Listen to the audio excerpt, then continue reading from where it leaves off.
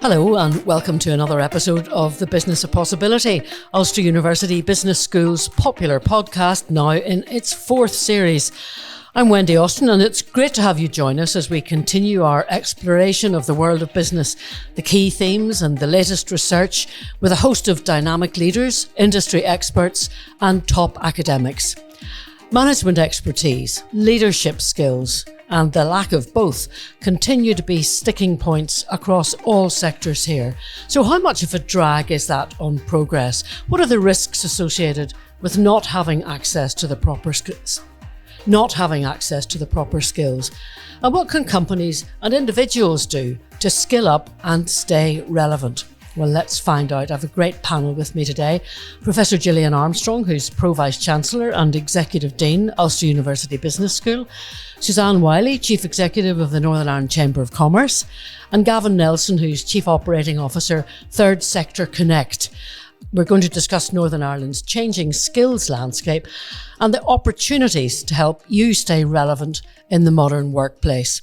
So, Suzanne, maybe if I could start with you. For a number of years now, we've been hearing employers voice their concerns about skills and talent shortages. I mean, what is the current picture here with skills and business, and where are the most critical skills gaps? Yeah. Well, of course, I run a business membership organisation, so we tap in to the business sentiment on a very, very regular basis. And we also host a series of working groups as well, one of which is on skills.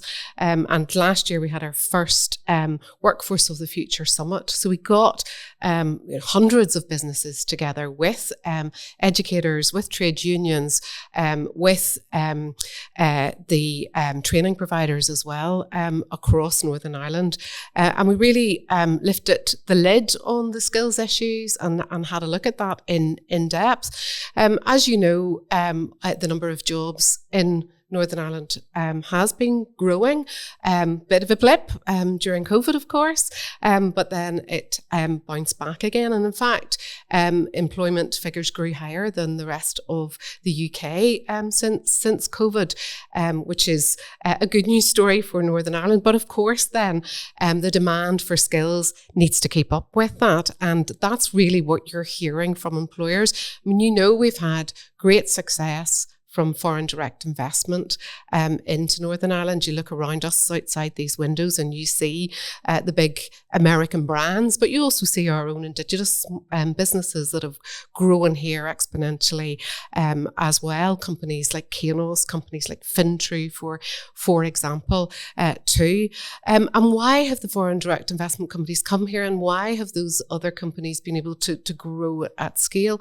Well, because of the talent that they can access here. And that's the talent that is being put out from our schools, from our universities, from our further education colleges as well.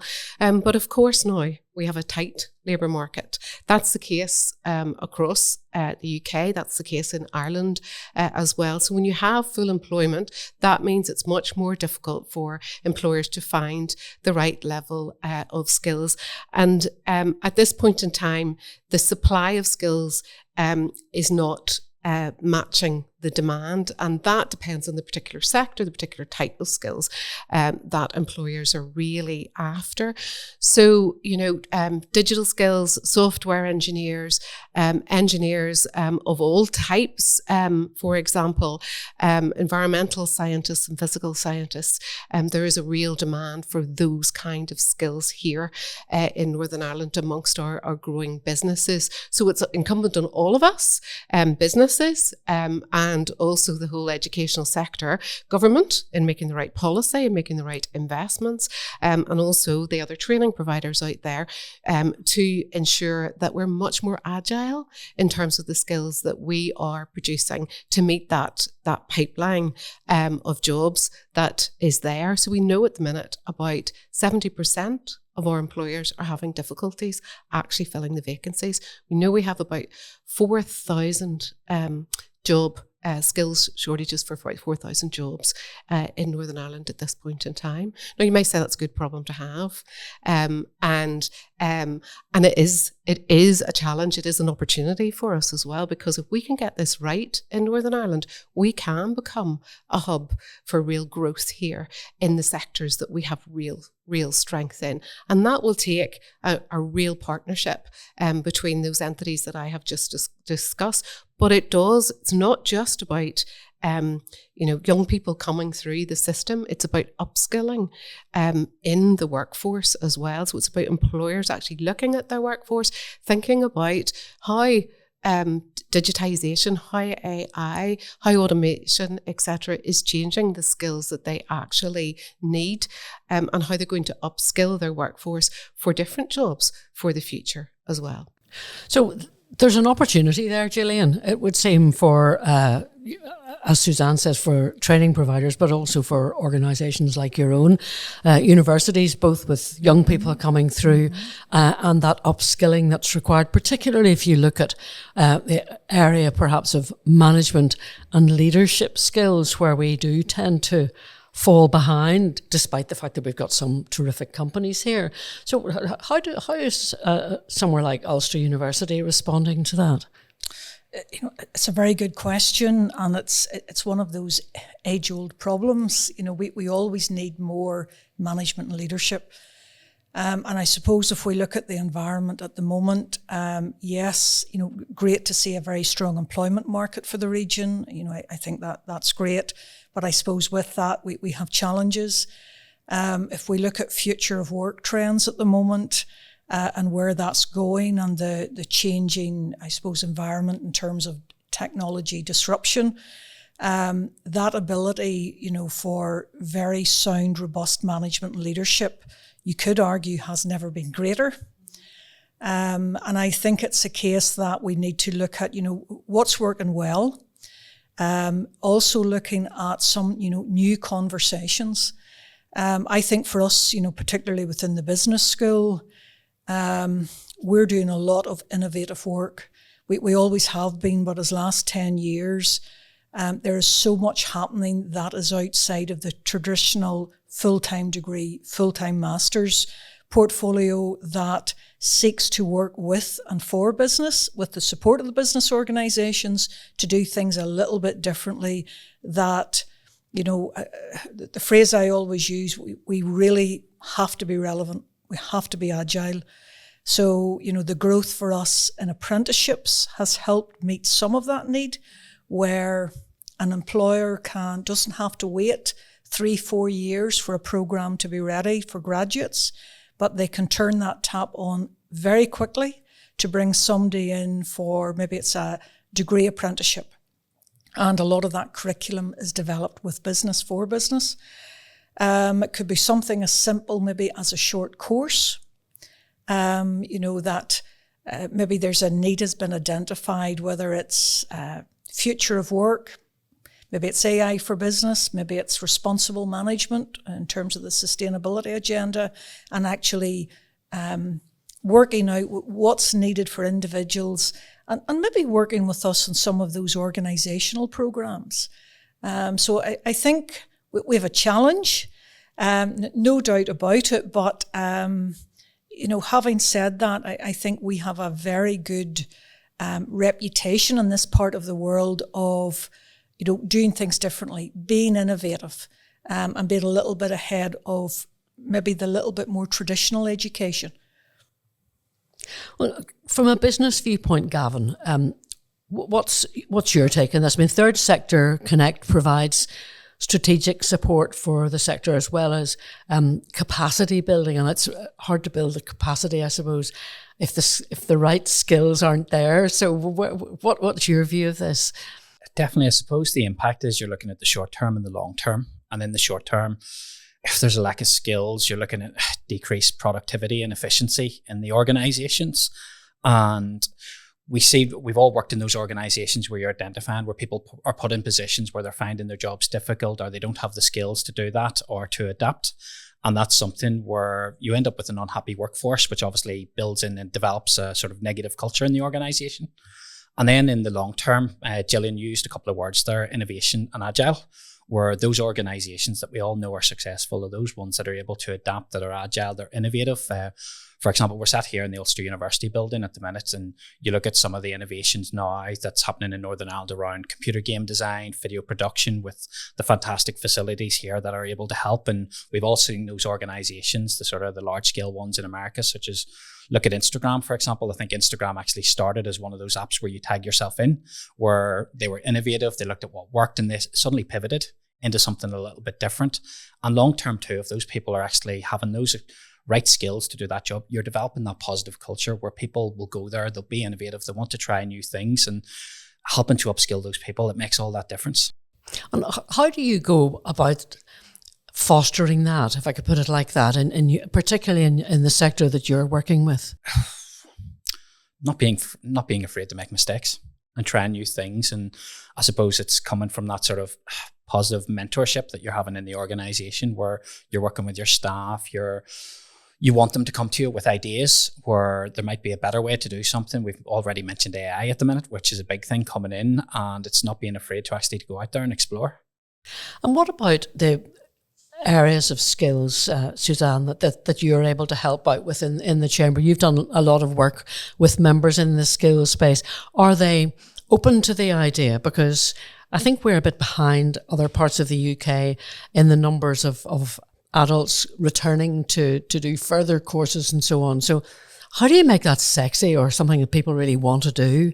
Well, I actually do think that employers now, because of the fact that, necessity is the mother of invention, isn't it, really, and creativity. And I think that those employers, particularly the larger ones, because the smaller ones do need more support, and we maybe come back to talk about smaller employers, and particularly the larger ones who cannot get the skills, have now started to become much more innovative about how they're going to address those skills gaps. They are working with the universities and other providers to look at those kind of shorter term or bespoke courses for that particular industry, like higher level apprenticeships, like assured skills academies, etc. And also I think that they are very aware that innovation is absolutely essential for the survival and growth of their businesses, and that they have to embrace digitization and they have to embrace AI, and they also need to decarbonize. That they need to do that to survive. They need to do that if their supply chain is going to work with them, if their purchases are going to buy from them as well. And there are many great examples of businesses who, are incredibly innovative and who work hand in glove with the universities. If you think about a business like Be Secure, for example, which is making the technology behind Apple Watches using your heartbeat technology, etc., and other watches as well. There are others available on the market. And what they're doing to innovate, that's not what they started out doing. They pivoted into providing this kind of technology, which is really, will tell you if you really need to go and get a checkup, or you need to go to be seen by a doctor, and companies, for example, like Catagen, who are looking at hydrogen as a fuel, looking at sustainable aviation fuel, etc. Here in Belfast, again a spin out from University Queen's on this occasion, and how they're working hand in glove really to continue to innovate, to continue to bring through the right skills, the right type of engineers, etc., into that working environment. And I think it comes back to leadership, what you talked about at the very beginning. If you have a business founder, leader, MD, who has that mindset and has a vision and can instill that mindset in the workforce, but can also link that into all of the development programs that they are doing with their staff, well, you have something very special and you will have a very sexy organisation and workforce going forward. Ulster University, the business school maybe in particular, Gillian, and I'm not just saying that because you're sitting beside me, but has had a reputation always for being agile, for being flexible. And in many ways that really came to the fore during COVID, when you were helping so many different companies to navigate the kind of situation that none of us had ever expected to find ourselves in. So how do you continue to kind of steer that ship, if I could just for the moment keep that metaphor, and encourage more companies, both big ones and small ones, as Suzanne was saying, to get involved and to get their people in to some kind of program where they're going to upskill themselves and those around them? Yeah, I suppose during the COVID period, like a lot of providers, we supported a lot of upskilling and reskilling. And some organisations used that time quite effectively, actually, that it was an opportunity to upskill. So I suppose relationships are there. Yes, that has been very effective. But I think really the underlying theme that came out of that is for business maybe to feel that you do not have to tackle this alone. And I think for a lot of the SME sector, they're busy people in those sectors that they may not have the time or the actual resource to invest in very formalised development programs.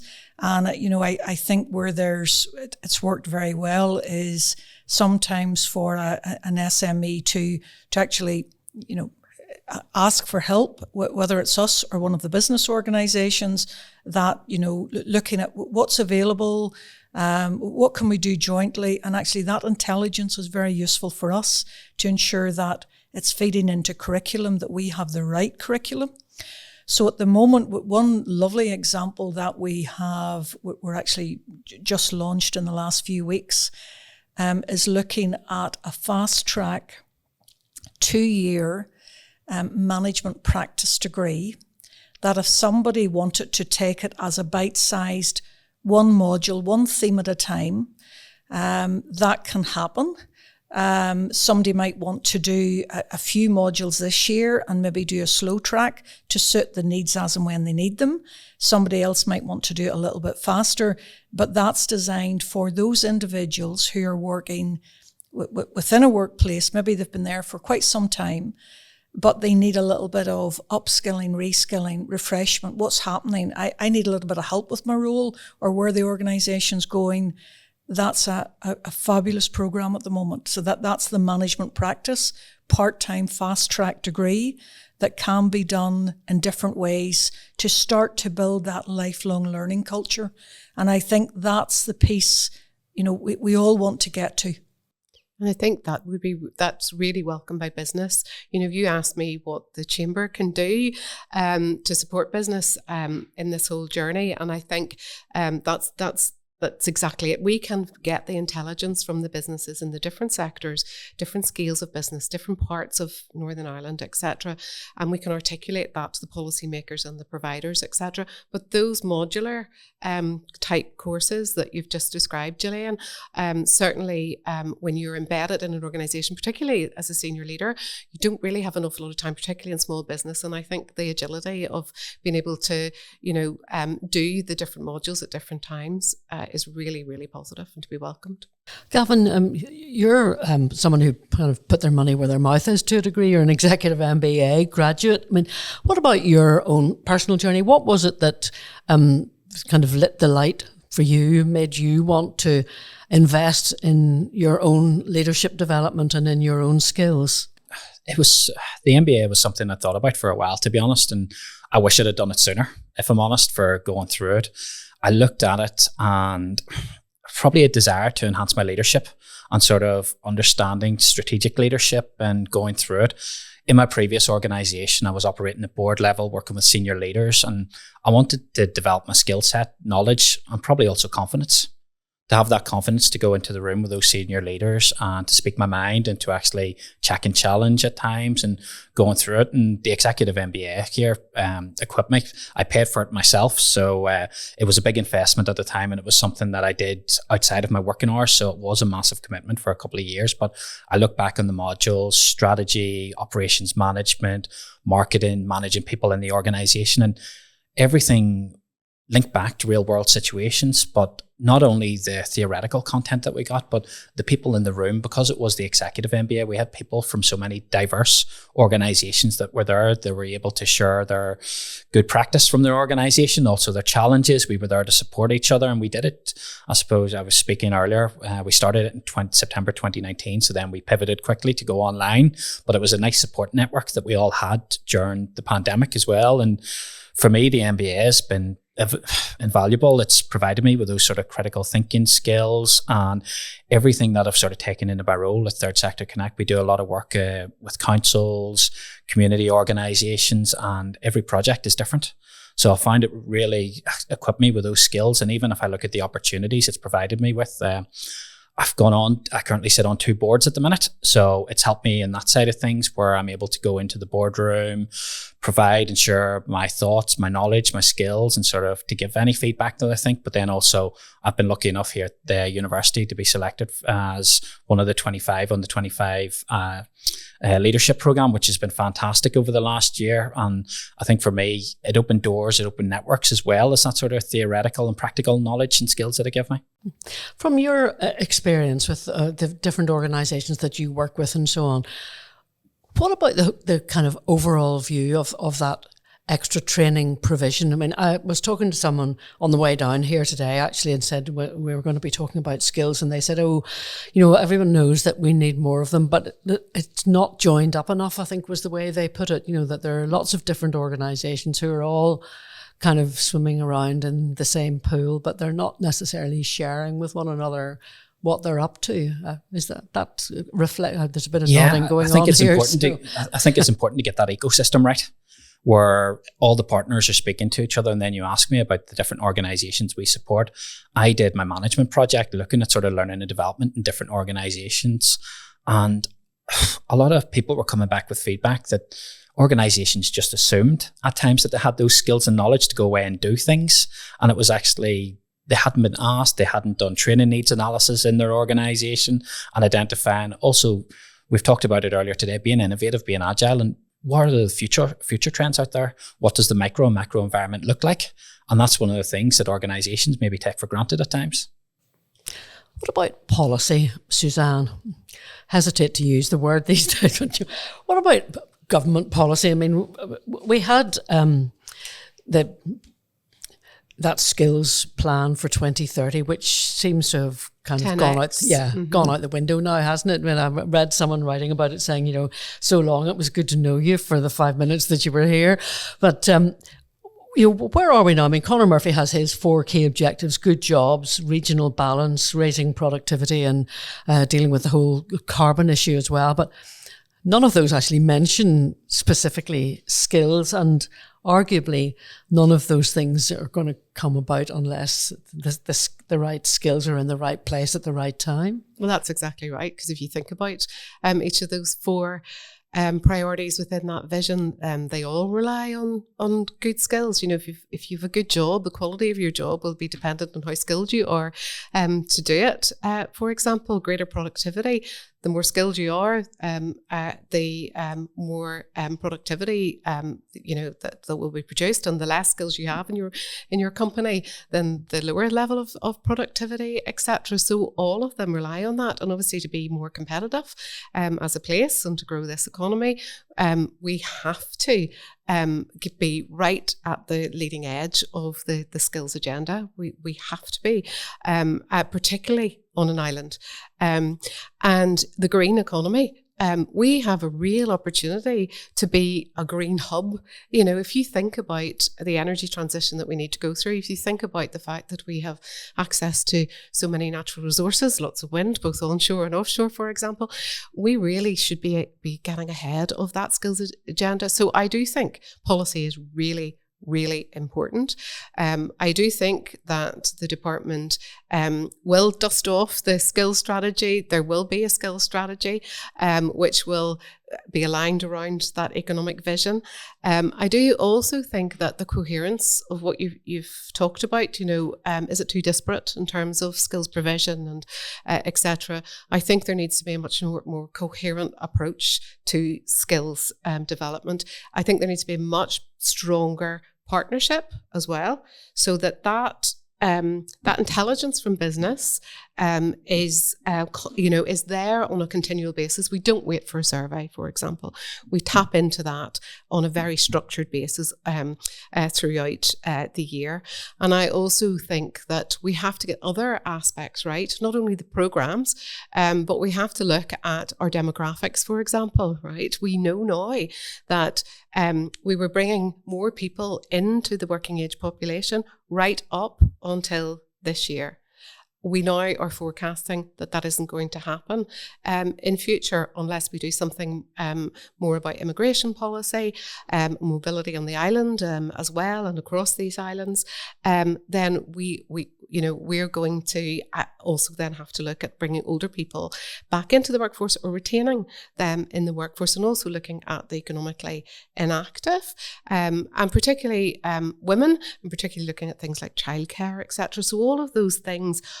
Policy is really important to all of that, as you can see, if we're going to really have an agile and really skilled up workforce for those brilliant innovative jobs that we'll have in the future. We have now and we'll have in the future. I mean, policy is very important from an education point of view as well, Gillian, isn't it? I mean, I'm sure you would love to be able to have many more students coming through the various agile courses that you have, and also University Business School. And if you look, at the younger age of education policy, Suzanne mentioned childcare, for instance. My daughter's little girl is going to have nursery place from 8:50 to 11:20 every morning. Well, who's going to be able to work then? Well, goodness, a few challenges there. It's very dynamic space. That the policy piece is crucial, no doubt about it. And I think, I suppose, with the economic vision, we have clarity there. And I would say at the moment, everyone is striving for that, better jobs. Regional balance is very important for us as well at the moment as an institution, and how we collectively look at those challenges and respond. Yes, policy is crucial. I suppose it's us trying to be a little bit more joined up, that, for us as a business school, that we have the right portfolio in the right place for those different target markets and who needs what. With some exciting research at the moment, we have Professor Crystal Miller is leading a really exciting project, the EPIC project, funded by UKRI, looking at some of those, the real barriers around the hard to reach, some of those economic inactive groups, of what are the practical challenges to bring somebody into the workforce in terms of even starting with upskilling and reskilling. What are the challenges around that? So if you have caring responsibilities or you have childcare issues, full-time intense programs may not be the way to go for that. And I think that project that's involving Department for the Economy, Department for Communities, is really important. The outcomes of that will be really useful for us in tackling some of that. But I know for us, maybe at a local level, we're looking at a lot of hybrid delivery and really, responding to the target market, that if things need to be at different times in the week, in different locations, maybe some parts need to be fully online, that we have the capability to do that. And we need to do that. We're starting to collectively look at some of those real challenges. We talked a bit, both Gavin and Suzanne have talked a bit about the whole digital world and AI and so on, net zero, hybrid models, which you've been talking about too, Gillian. Those are all some of the developments reshaping the job market. But how do you think this will drive changes in skill sets? Yeah, I suppose at the moment it's that adaptability piece, and you really want within an organisation that culture of, a top priority is development and that lifelong learning. Now, I know for us, some organisations within the region that are very much proactively looking at workforce needs going into the future.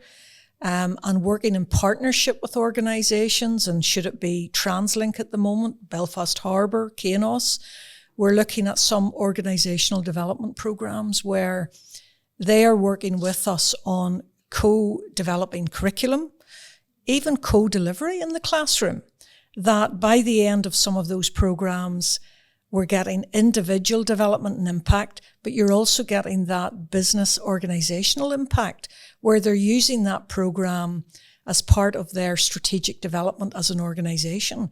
And they're able to tap into, some excellent research that's happening in the organisation that can feed into an organisation quite quickly.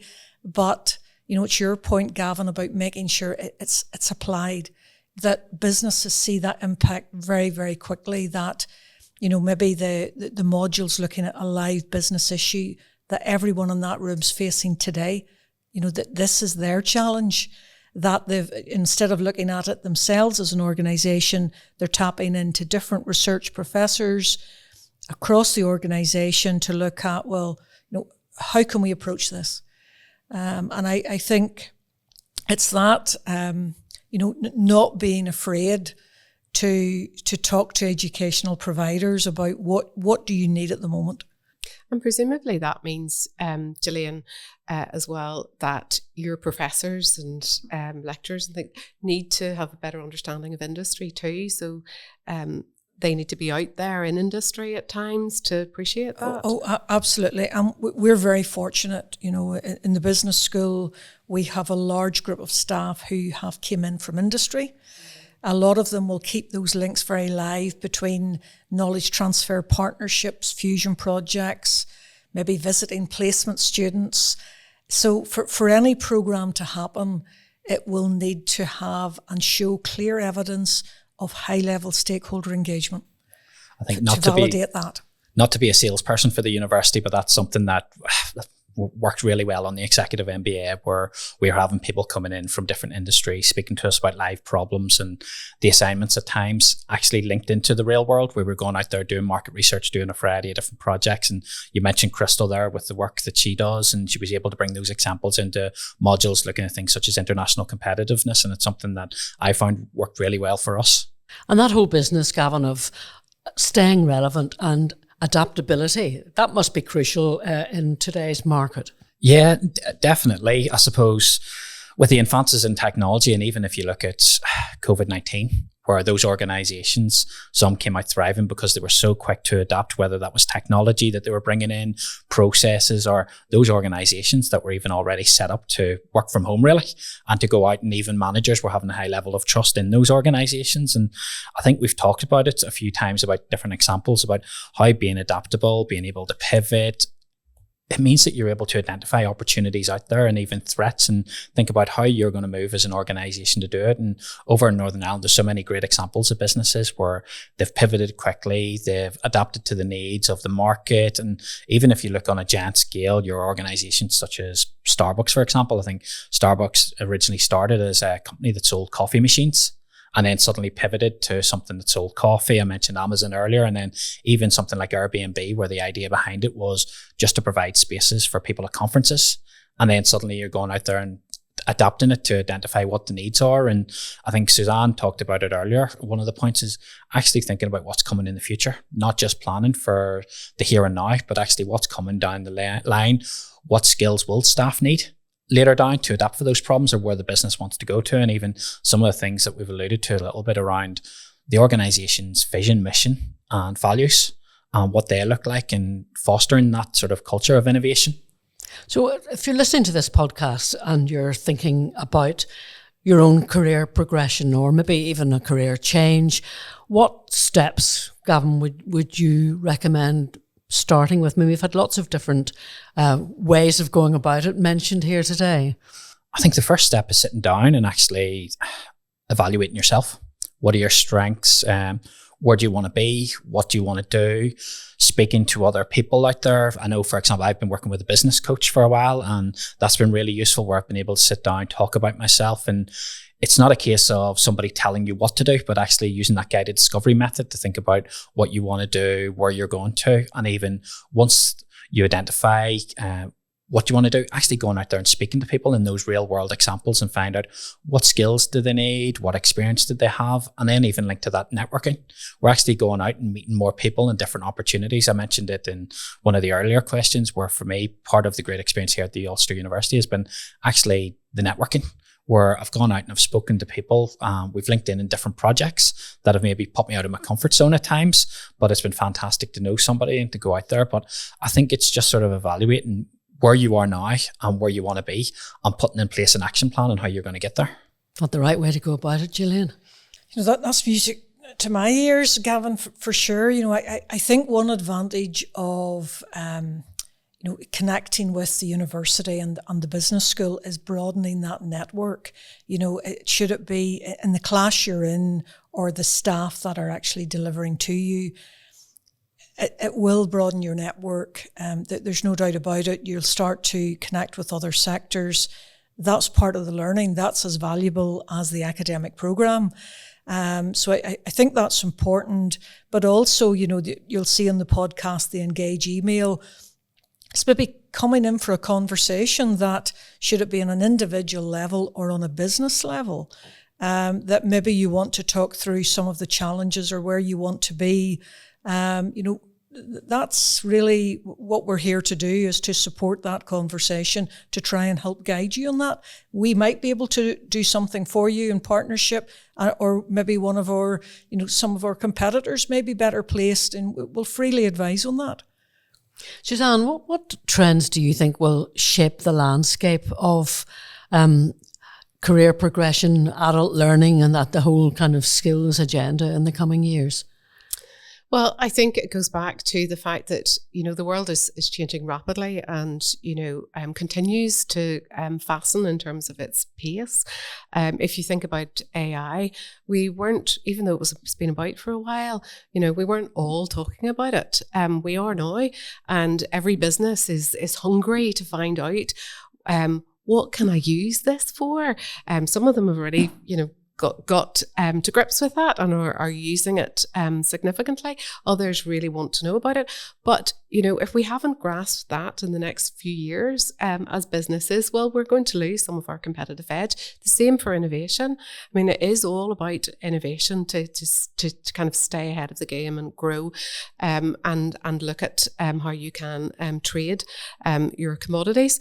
But that is going to take constant upskilling, constant, change in terms of the programs that are provided, both through the education system as well. If you think you go right back into the school system, really, and what we're encouraging young people to think about by way of their career paths, that's very different from whenever I was at school. Absolutely. And we're not, today, our young people are not just looking at one career path. They will very easily want to try different things and pivot themselves as well. So they'll want to develop those new skills too. So, if you look at what a lot of research is saying at this point in time about general skills for employment of the future, there's a real focus on the essential skills, the communication skills, the interpersonal skills, building relationships, etc. And self-awareness and self-development, etc. So that then you can bring in different technical skills as you go through different career paths. I think that's the way of work and the world in the future. And I think employers as well will be looking for those more bespoke types of programs for their own industries. And they will want to be involved in the way Gillian described in those programs alongside the educators. What trends do you see, Gillian, shaping it? Support that fully, Suzanne, that there's a interesting report at the moment from the World Economic Forum on looking at skills for the future. By 27, what do we need more of? Top of the list is creativity. And when we look at those top 10 skills, nearly all of them are actually the transversal softer skills. So that's back to your management and leadership is going to be really important. Yes, we need to understand the implications of AI and what it can do for business and some of those technical digital skills, but we also equally need the transversal skills to how are we using those and how are we progressing business as a result of it. I suppose going forward, I think it's around that partnership, customization, making it relevant for different sectors and businesses. And it's almost, we talk a little bit about in innovation, you've got the triple helix where you would have had business, government, academia. I think now we're into this pentahelix where you're also involving the community. What does communities need? That these are really relevant outcomes, and also involving media as well. That communication awareness piece is going to be crucial.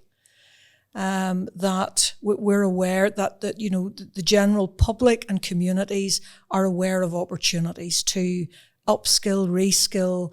Where can that take me? That no matter what age, what stage you're at, there are always opportunities on this. And if you think about some of the best businesses here, what they're actually doing is they're problem solving, aren't they? There might be world problems that they're really trying to get to grips with, and that's what's going to make them incredibly successful. And that's really the skill, the creativity, the innovation, the problem solving skills that employers are going to be looking for in the future. And you can only do that effectively if you have that partnership arrangement that Gillian talked about. That what did you refer to? They call it the pentahelix. It came from, it's a great model for business startup, but actually I think that's a super model for us in terms of partnership and transformational education at the moment, that we almost need all of those factors working together to really crack this. They say every day's a school day, and pentahelix is a whole new word for me. Look, thanks to all three of you so much for your time and your fantastic insight talking today about skills. This has been the Business of Possibilities podcast with Ulster University Business School. Big thanks to Suzanne Wylie, Chief Executive of the Northern Ireland Chamber of Commerce, Gavin Nelson, Chief Operating Officer of Third Sector Connect and a graduate of Ulster himself, MBA, and to Professor Gillian Armstrong, Pro-Vice Chancellor and Executive Dean here at Ulster University Business School. You can get these podcasts wherever you find them yourself. Do please have a look at the Ulster University website and indeed Northern Ireland Chamber of Commerce website and the Third Sector Connect if you want to find out more about opportunities within any of those areas. Thanks for listening today. Make sure that you subscribe to the podcast, rate us as well, and of course, tell all your friends and colleagues.